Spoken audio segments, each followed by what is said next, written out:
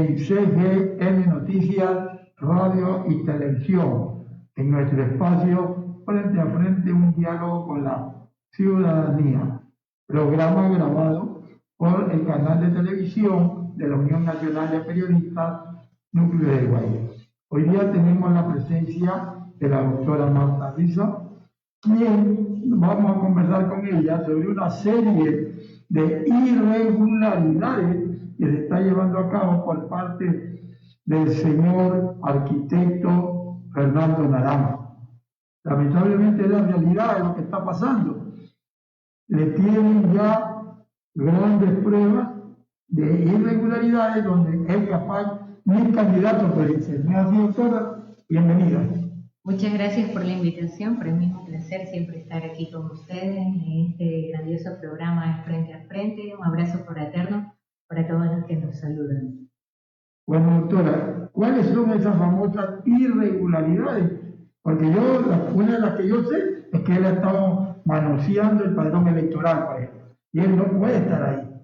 Bueno, recordemos que había un antecedente que yo presenté una acción de protección y justamente ante estas irregularidades que eran básicamente desde la génesis, que empezaban desde la subrogación, que no lo había hecho de acuerdo a los reglamentos, específicamente el artículo 10 de funcionamiento de los núcleos.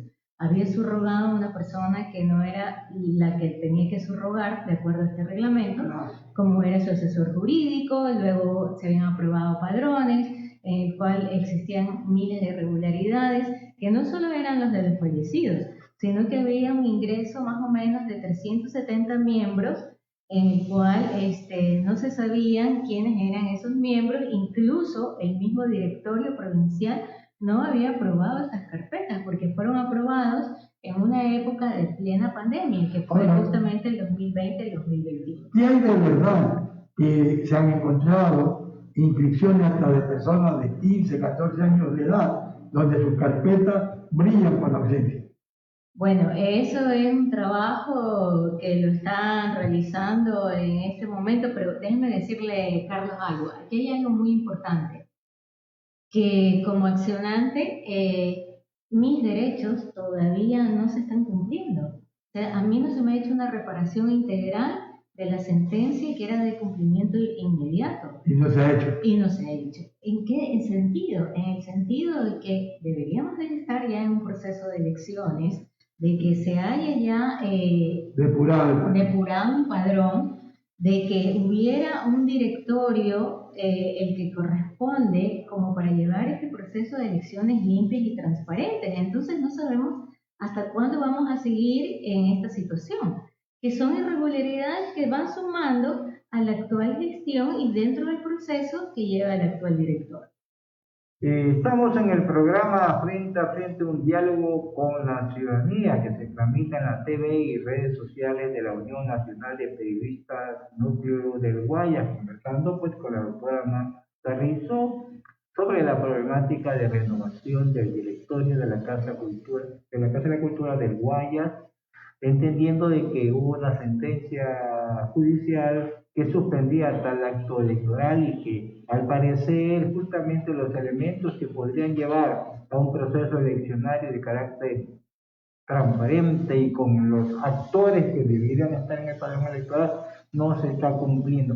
Díganos, ¿qué caminos en aspectos ya legales o de pronto administrativos se pueden interponer para que justamente esos condicionantes de transparencia de un padrón electoral que deban estar registrados aquellos que hacen la vida de la Casa de la Cultura permanentemente? Bien, bueno, hay varios pasos que se deberían de seguir. A nivel legal, pues estamos esperando, porque acuérdense que en la audiencia, al final, el abogado que representa la Casa de la Cultura dijo apelación. Bueno, entonces estamos esperando que ya tiene que salir la sentencia ejecutoria en pleno, ¿no? Como para poder tomar otro tipo de acciones legales. Eso es por un lado. Y por el otro lado, tenemos, quiero aprovechar el espacio, porque justamente ayer leí en el periódico una entrevista a Fernando Serón, que es el presidente de la Casa de la Cultura, Benjamín Corleón. A nivel nacional. A nivel nacional. Entonces, él muy acertadamente en su entrevista dijo que en esta semana se va a reunir la Junta Plenaria para tratar ya el calendario de elecciones de la Casa de la Cultura, porque es a ellos que les compete, de acuerdo a los reglamentos de la ley, formar, llevar acá, hacer la convocatoria y hacer el proceso electoral y el calendario, no al actual director, en este caso que es la persona que está en el... O sea, no el directorio provincial, por decir de alguna manera, sino a nivel nacional. Eso es importante. Para la preocupación, se dice que uno de los candidatos tiene todo el respaldo mayoritario del señor que usted ha nombrado hoy. Bueno, normalmente siempre se dicen muchas cosas, ¿no? Lo que más he escuchado desde que yo estoy en este proceso es comentarios, pero aquí hay que ajustarnos a los hechos, o sea, quizás puedan tener alguna relación de amistad, pero aquí el hecho es los votantes. Los votantes decidirán quién es el mejor candidato, por quién va a ir a las urnas a votar. Y aprovecho también este espacio para invitarlos. Es el momento del cambio, es ahora. O estamos del lado correcto de la transparencia o seguimos en la misma. Entonces, invito tanto a los miembros del RUA como a los miembros de la Casa de la Cultura, en el momento que sean de las elecciones, acercarse a votar por la mejor propuesta. Y el cambio, sobre todo.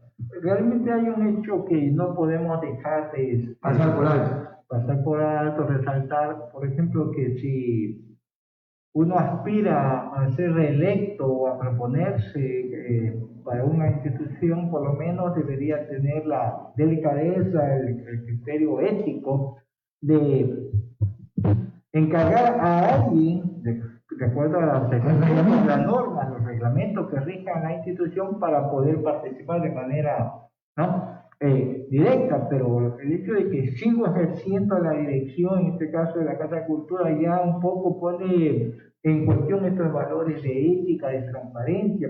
Entonces nos referimos que el arquitecto Naranjo no ha puesto, pero no hace paso de encargar la dirección de la Casa de la Cultura del Micro de Guayas, y aparece pues haciendo una serie de otros actos cuando el proceso electoral en sí mismo está suspendido.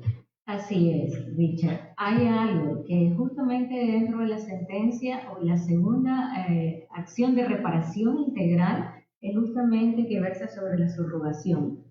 Y como usted dice, esto se trata de una ética pública que cualquier persona, no cualquier, sino que es un deber de toda persona y todo funcionario público tener principios y valores.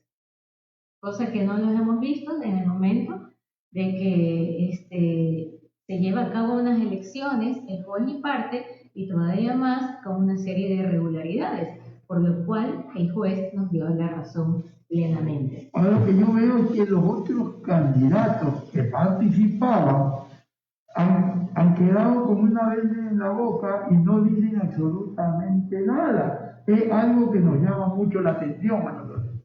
Bueno, le comento que a mí también me llama mucho la atención eso, porque desde que se presentó la acción de protección yo no he parado. Estoy que envío oficios, hago esto, trato de las partes legales, y no solo las partes legales, sino las partes administrativas. Es más, todas las asociaciones, gremios de artistas, gestores, deberían de enviar ya una carta abierta, manifestarse en redes y decir... enviar al presidente cuándo son las elecciones, cuándo van a ser, cuál es el proceso, cuál es el siguiente, pero veo que hay un pasivismo total. Yo pienso que la cultura no puede ser estática ni pasiva, y esto ha dejado mucho que hablar de la gestión de otras personas. O sea, hasta ahorita no hay ningún candidato inscrito porque no hay elecciones. Hasta que se vuelvan a inscribir, como usted decía ahorita, con la nacional, que va a ser huelga.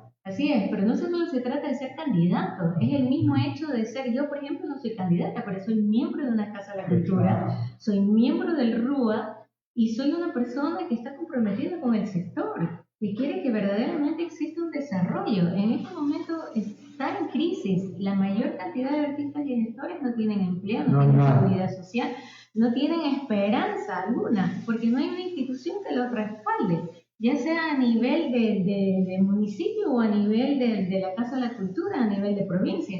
Entonces, ¿de qué estamos hablando? Hay que empoderarnos de las acciones si verdaderamente queremos en este momento un cambio, una transformación, una mejor oportunidad con igualdad de oportunidades para todos. En ese sentido, ¿usted estaría dispuesta a hacer una convocatoria amplia, democrática, pluralista, justamente a todos los actores culturales del Guaya para de pronto construir, digamos, colaborativamente, digamos, una agenda mínima de una nueva visión institucional del quehacer de la Casa de la Cultura? Por supuesto, ya la estamos haciendo, pero no solo la estamos haciendo la convocatoria para ir hacia esta nueva transformación, hacia esta, sino también la ayuda que se necesita, esta parte asistencial. Justamente voy a hacer luego una convocatoria que va a brindar oportunidades de empleo para que puedan tener sus microemprendimientos los artistas y gestores, que debería haber sido una acción desde alguna institución cultural pública, pero en este caso, y lo vamos a hacer desde mi iniciativa, como para que el sector tenga una oportunidad, por lo menos, como para poder salir adelante. Eso por un lado, en mi eje de vinculación. Y en el otro de gestión tenemos que ir hacia esta construcción de políticas públicas sectoriales para que cambie el Sistema Nacional de Cultura. Porque no se trata de tener un proyecto del cual uno pueda vivir un mes y qué va a pasar el resto del año. O un proyecto que te dure un año y de qué vas a vivir el resto. Los proyectos en esta situación no son sustentables ni sostenibles. Precisamente por la cantidad de requerimientos y de desarticulación que existe frente a otros ministerios. Entonces, desde ahí habría que trabajar y para eso es este Frente Amplio. Yo he venido construyendo muchos encuentros con artistas y gestores, explicando mi visión de trabajo, porque aquí hay que sentar las bases, lo que no se ha hecho en 77 años. Hacerlo ahora, porque no podemos ofrecer cosas que no son reales. Sí, que vamos a hacer, no. Yo soy una persona que soy una mujer de acción. A mí me gusta decir, yo hago esto y esto se hace. Es más, antes de llegar, si no soy candidata, en este momento que no lo soy, pero y si ya se abre el proceso de postulaciones, pues bueno, seguimos, pero con hechos reales, con hechos que no son promesas. Ya basta de demagogias, basta de promesas que quedan en el aire. Aquí tenemos que ir hacia hechos reales, porque es lo que la ciudadanía, nuestros artistas y nuestros gestores es lo que necesitan. Yo no soy la persona que digo, voy a servirle, ¿sí? Vamos a trabajar, porque aquí se trata de trabajar en equipo hacia este cambio. Ahora lo que yo me doy cuenta también que mucha gente está como en el directorio de la Casa de la Cultura, simplemente porque aspira un trabajo y que le den un espacio de carácter económico para poder seguir adelante, pero no para hacer obras. Bueno, eso ya quedará en la ética profesional de cada persona, en este caso de los demás postulantes, candidatos, cuando ya sean las elecciones, ¿no? Pues es un elemento que, digamos, me llama la atención a mí. Bueno, está la Feria Internacional del Libro, promovida por la universidad en un evento, el famoso centro de convenciones Simón Bolívar, donde la gente tiene que, para ingresar, pagar. Generalmente, al menos las ferias libros que yo he podido visitar, son en espacios abiertos y son de carácter libre de ingreso. Así es. ¿No? Yo puedo hablar de la Feria de Madrid, pues la Feria del Libro de Madrid, justamente celebrando y está en si no mal recuerdo, la calle de Alcalá, abierto, ¿no? Usted va visitando los stands, las islas, como quiere llamar, y si quiere sentarse a leer un libro, usted lo puede hacer, no le va a costar ni siquiera para el lado, ¿no? Entonces, digo, lo importante es, bueno, ¿cuál es la incidencia que la Casa de la Cultura, al menos provincial, tiene en esta replantear, ¿no? Los aspectos de la Feria del Libro, de otros eventos que tienen que ver justamente con el ámbito diverso de la cultura de Guayas, de Guayaquil, los territorios, como se llama, o sea, porque es importante tener una visión muy facética de lo que es la cultura. Así es. Le cuento, Richard, aquí hay algo que hasta vergüenza me da decirle. Yo estuve en la Feria del Libro y la Casa de la Cultura ni siquiera no existía, no tenía ningún stand, es una vergüenza absoluta. En este caso, la Casa de la Cultura debería de trabajar de la mano, ¿sí?, con esta institución. En este caso creo que fue la empresa de turismo, ni siquiera fue cultura. No fue cultura, fue turismo. Turismo que hizo la Feria del Libro. Entonces, como usted dice, ellos no son expertos pues en el área de cultura. Entonces, claro, van a haber algunas fallas, pero por lo menos tienen la intención de hacer algo. Entonces, yo rescato eso. Y aquí sí es una vergüenza que la Casa de la Cultura no haya participado en la Feria del Libro. Dentro de mi propuesta. No sea una de las gestores. Una de las gestores. Ellos deben de trabajar de la mano con las diversas instituciones que llevan a cabo. No, pero ni se enteraron que había la Feria del Libro. No, es una vergüenza terrible porque mucha gente asistió a la feria y justamente quería ver cuáles eran los libros, el editorial que tenía la Casa de la Cultura. No existía absolutamente nada. O sea, es como que la Casa de la Cultura no existe. No existe. Bueno, también tenemos que ver que estas elecciones se dice oficialmente que van a ser en el mes de octubre. Pero yo tengo entendido que quien va a fijar la fecha y todo eso es la nueva directiva nacional. Así es. Carlos, mira, vuelvo y repito, hay mucha gente totalmente desinformada que dice cosas en el aire. Este tipo de personas resultan peligrosas, aunque lo hagan de actos de buena fe, pero resultan peligrosas. ¿Y por qué? Porque desinforman a la ciudadanía y que no son claras. No hay fechas en este momento. Esta decisión del nuevo calendario de elecciones lo tiene que tomar la Junta Plenaria, ¿sí?, desde la Casa Matriz. Ellos dirán el calendario de elecciones y las fechas que son para la Casa de la Cultura Núcleo del Guayas. Cualquier persona que diga lo contrario, que van a hacer el 20 de octubre, es una persona que les está mintiendo en la cara. Doctora, usted sabe que el tiempo a veces apremia aquí, así que le dejamos con las palabras finales y le agradecemos su participación en nuestro espacio. Gracias.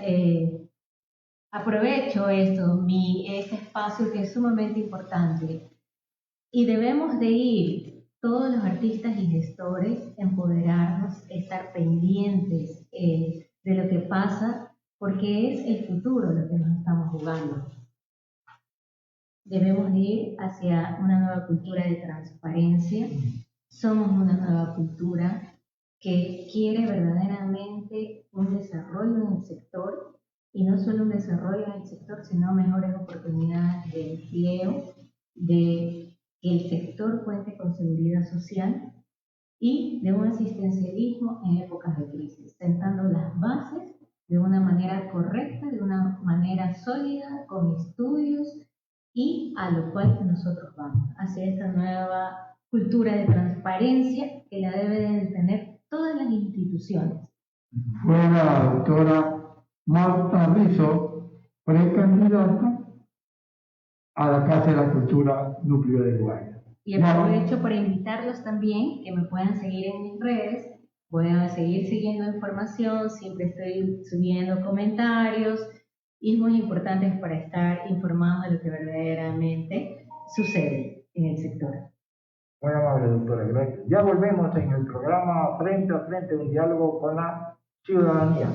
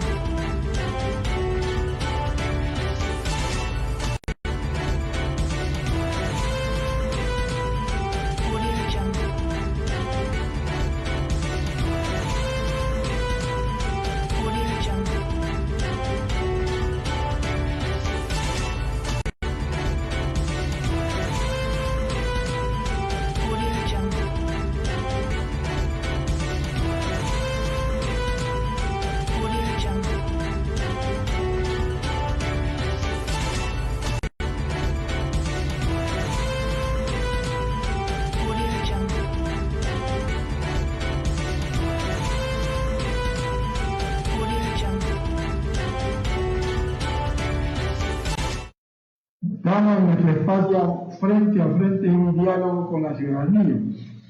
Como ustedes ven, ya se habla de unas clases que posiblemente van a ser presenciales, pero lamentablemente no hay conserje, no hay medidas de bioseguridad, no hay limpieza, no hay absolutamente nada al respecto. Tanto así que la vacunación, ahorita solamente hay una vacuna, no hay ni la Pfizer, no existe la otra vacuna, solamente hay la AstraZeneca. Así que ya mismo vamos a pasar un video donde va a hablar el maestro Luis Chancay respecto a este tema. Adelante. Viene desarrollando un plan de retorno progresivo a clases. Nosotros compartimos con el retorno progresivo a clases. Lo que nos preocupa es una situación. El Ministerio de Educación poco o nada ha entregado el presupuesto a las instituciones educativas para que garanticen los insumos, los equipos de bioseguridad, la señalética que deben ponerse en los respectivos establecimientos educativos a fin de tener la distancia a los estudiantes cuando haya el retorno progresivo. Lo que nos preocupa también es que hay instituciones educativas que no tienen los servicios básicos, agua, luz, que son necesarios y indispensables para que nuestros chicos puedan ejercer el lavado de las manos. O sea, hay escuelas que por el deterioro, por el no uso, ya son 2 años prácticamente de que no hay actividad presencial. Hay escuelas donde se han dañado las bombas o definitivamente no existe el servicio de agua. Entonces sí nos preocupa y por eso demandamos al Ministerio de Educación para que de manera inmediata se asignen los recursos económicos a fin de poder garantizar que nuestros chicos puedan retornar a clases. Lo que nos preocupa también es una situación. Primero, las escuelas, los niños de 5 a 11 años de edad no han sido inoculados. Y hoy con las variantes que se han desarrollado en el país y en el mundo, es que están atacando a niños y jóvenes. Entonces nos preocupa es que nuestros niños de las escuelas no han sido inoculados y no hay un plan y no se prevé para cuándo pueda haber la vacunación para nuestros niños de las escuelas, ¿no? Entonces esto sí nos preocupa.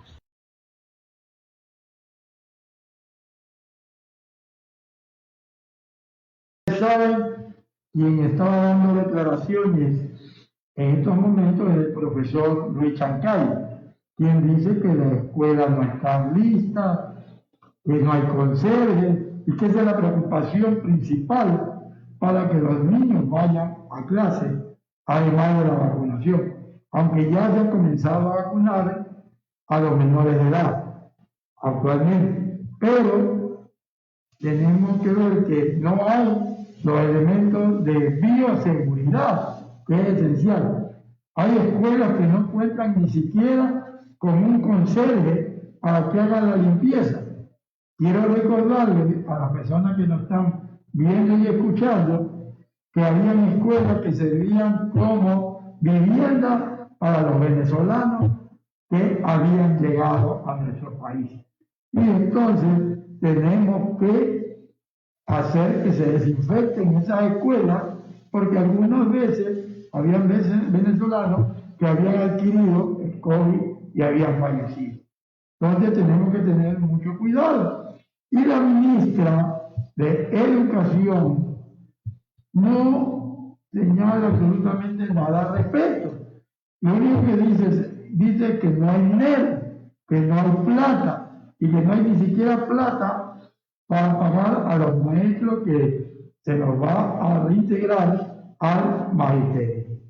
En realidad sí preocupa el hecho de que una forma presupuestaria enviada por el gobierno a la Asamblea Legislativa y que de alguna manera ha sido cuestionada, parte de ese cuestionamiento es el hecho de que para el sector educativo más bien se ha disminuido el presupuesto, ¿no? Lo asignado para este año, y por otro lado, por los problemas derivados de la pandemia, con el abandono físico de los establecimientos educativos, ha acarreado una serie de problemas de falta de mantenimiento, falta de limpieza, ¿no? Falta también de equipamiento de acuerdo a los requerimientos que justamente la educación post pandemia exige, como equipamiento vía de seguridad. aparte de la bioseguridad, elementos de internet, computador, para facilitar eso. Ni los bancos están buenos.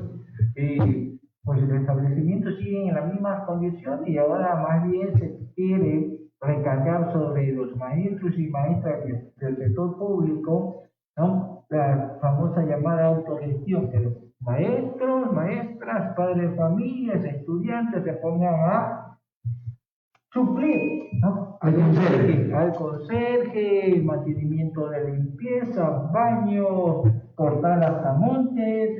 Hay cualquier cantidad de montes en la escuela.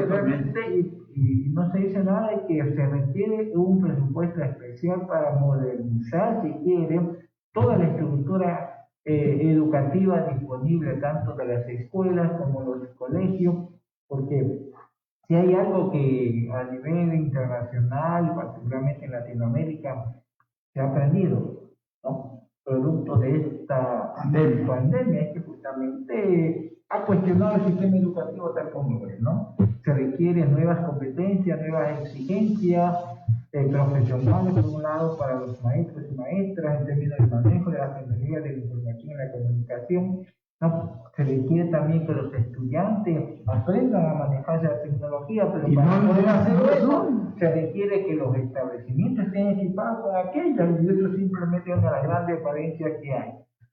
A excepción, por ejemplo, los colegios particulares. Sí, de los colegios particulares, a excepción de... ¿Hay de plata? ¿No? Por ejemplo, quería resaltar el caso de Uruguay, que ya hace 10 años viene manejando las tecnologías como parte del sistema educativo público, ¿no? Los estudiantes acuden a los establecimientos y están equipados con internet, con los monitores, la computadora, y inclusive hay muchos que tienen sus laptops para el camino educativo.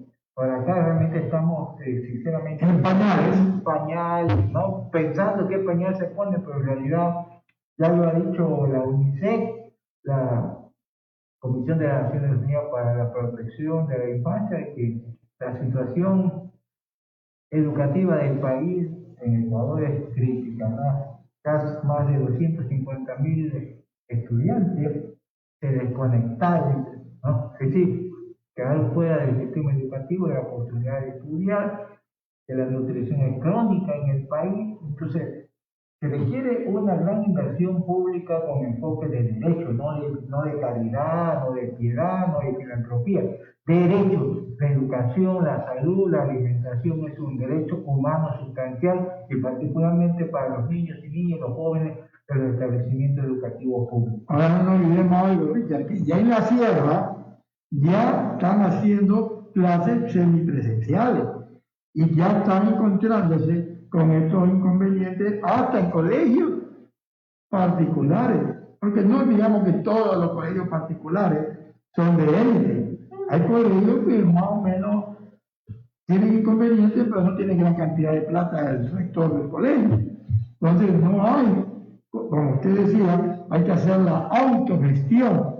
Y yo no sé si ya los colegios fiscales, las escuelas fiscales ya van a iniciar también, ahora porque comienzan las clases en la sierra, porque dicen los padres de familia que es lamentable reconocerlo, pero en esta pandemia tus hijos no han aprendido absolutamente nada. No, esa es una cuestión crítica que probablemente estamos por invitar a varios especialistas sobre la temática, ¿no? de este nivel, ¿no? Las derivaciones de pérdidas de un año lectivo por parte de todo un conglomerado de estudiantes, tanto de nivel primario, secundario hasta universitario, ¿no? Han perdido realmente unos tiempos valiosos en términos de aprendizajes significativos, ¿no? Ha habido problemas de, como se dice, de desconexión psicoemocional, es decir, los niños, los jóvenes han perdido, ¿no? Ese afecto empático de querer estudiar, y eso hay que recuperar, y eso requiere toda una nueva estrategia y un nuevo enfoque educativo, donde justamente todos estos elementos que hemos venido a hablar, aparte de las normas de bioseguridad para la prevención, pero el contexto de post-COVID en el campo educativo particularmente nos dice que se requiere una nueva visión, ¿no? Una nueva estrategia, nuevas didácticas, nuevas pedagogías, ¿no? Nuevos elementos modernos. no, nuevos elementos cognitivos de replantear el sistema educativo tal como lo hemos visto, porque ya la propia Organización Mundial de la Salud dice que no necesariamente esta es la última pandemia. No, va a haber más. Tenemos que ir realizando, ¿no? Todo el proceso educativo bajo nuevos parámetros, bajo incorporar las nuevas tecnologías que nos han permitido ahora de alguna manera conectar para algunos sectores, pero sabemos que la gran mayoría de los estudiantes están en situación crítica de conectividad, de la posibilidad de aprendizaje, los maestros también de alguna manera han querido suplir, pero eso se requiere inversión pública de carácter social y carácter educativo. Y no nos olvidemos que en el sector rural especialmente, veíamos en cierta ocasión que tenían que treparse hasta en los árboles para poder coger la señal de internet. Eso no es factible y tienen que prepararlos como debe de ser para que estos jóvenes no dejen el estudio, porque la mejor herencia que pueden dejar los jóvenes los padres de los jóvenes es la educación.